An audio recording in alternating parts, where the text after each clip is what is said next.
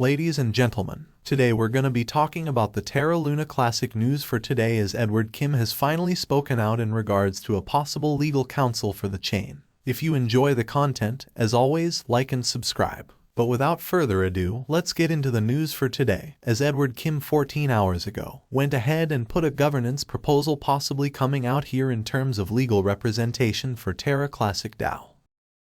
Now he's talking about, given the ever-changing regulatory environment, he thinks that it's important that the Luna Classic DAO retain legal counsel to advise some of the core contributors in the wider community about best practices and the basic corporate structuring to ensure that we can operate efficiently while maintaining our decentralized structure. Talks about the DPEG and some of the different things that may be issues.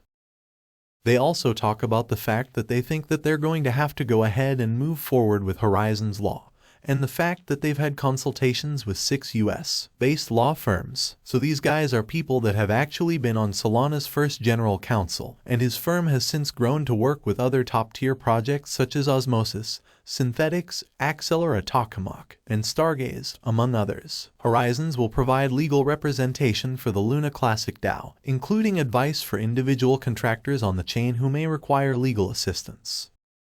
They're asking for $20,000 of community spend as a retainer for Horizon's law. Their immediate recommendation is to establish an offshore foundation company that is associated with the Luna Classic DAO. And apparently the approximate cost for the offshore is $100,000 to hire a law firm and service providers in the Cayman Islands for offshore structuring work. This would require a second government's community spend vote. So it's $20,000 to keep these guys and $100,000 to make sure that we have the right people to make the offshore stuff terms of who's representing them. The goal of this proposal is to have the law firm represent the Luna Classic DAO specifically. This means that there would be a foundation that is associated with the protocol in terms of every community member. He said no, but community members will benefit in several ways. There's going to be specific guidelines created around indemnification by a committee. Initial discussions around this offered ways where community questions can be submitted to the firm for legal advice. That's interesting. Are core contributors automatically represented? He says no. Now he says, could a team working to benefit Terra Classic be represented by a law firm? Yes, and what exactly is happening in the first few months? The firm has recommended that DAO and contributors start from a clean slate. The initial month or two would involve the restructuring or disbanding of current organizations. And that's kind of it. They just want to go ahead and slap a good old 100 Kelvin worth of stuff. So it's a lot of money. It's $120,000, right? Like $120,000 is $120,000.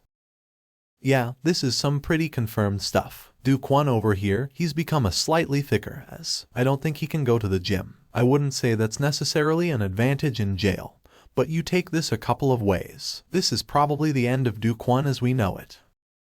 I don't know how this guy is going to get out of prison. $60 billion worth of stuff. And so this is a guy that tried to make something to combat CBDCs. Central bank digital currencies didn't work out for him.